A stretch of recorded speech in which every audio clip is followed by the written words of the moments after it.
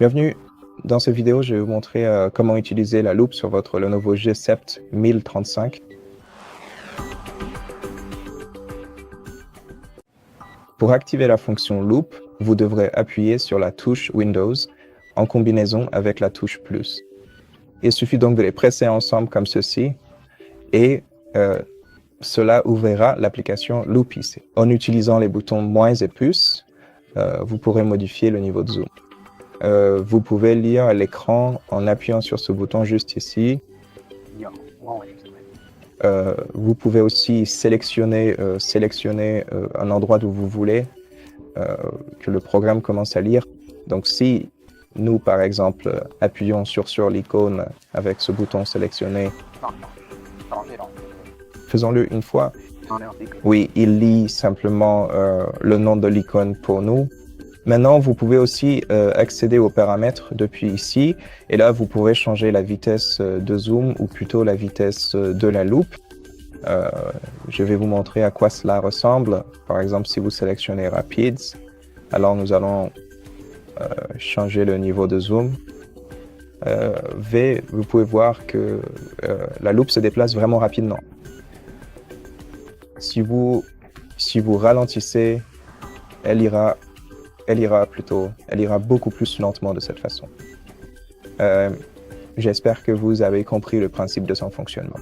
Et vous pouvez également changer la voix de votre lecteur dans l'application, mais vous pouvez aussi accéder à plus de paramètres pour la loupe en allant dans le menu Démarrer, en sélectionnant Paramètres, puis en allant dans l'onglet Options d'ergonomie, et ensuite sélectionner la section loupe.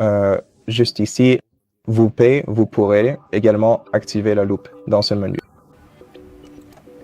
Et vous pouvez également changer le niveau de zoom comme nous l'avons fait précédemment. Vous pouvez aussi choisir de démarrer la loupe après ou avant la connexion. Vous pouvez également choisir d'inverser les couleurs si vous le souhaitez. Maintenant, ici, vous pourrez changer la vue de la loupe, ce qui est un élément crucial.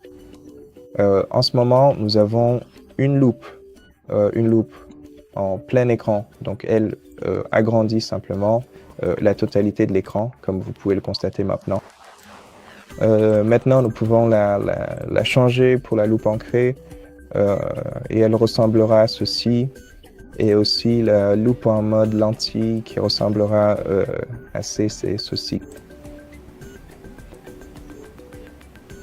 Maintenant, pour les loupes ancrées et en plein écran, vous aurez également des options supplémentaires. Vous pouvez activer la loupe pour qu'elle suive le pointeur de la souris, le focus du clavier, le curseur de texte et le curseur générateur. Maintenant, vous pouvez choisir précisément où vous souhaitez garder le pointeur de la souris. Vous pouvez soit le garder à l'intérieur des bords de l'écran. De cette façon, vous pourrez déplacer les bords de l'écran avec votre pointeur de souris en fait. Et si vous le changez pour le centrer à l'écran, le pointeur de la souris restera simplement toujours au centre de l'écran.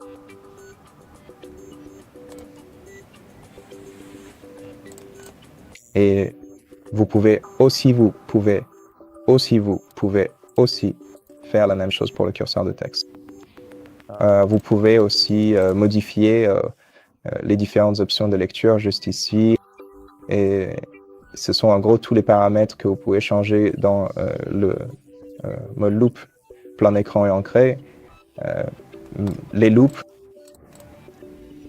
Et maintenant, pour les loupes en mode lentille, vous ne pourrez que redimensionner la taille de la lentille, donc vous pouvez lui donner la forme que vous voulez. Maintenant, activons-la pour voir à quoi cela ressemble.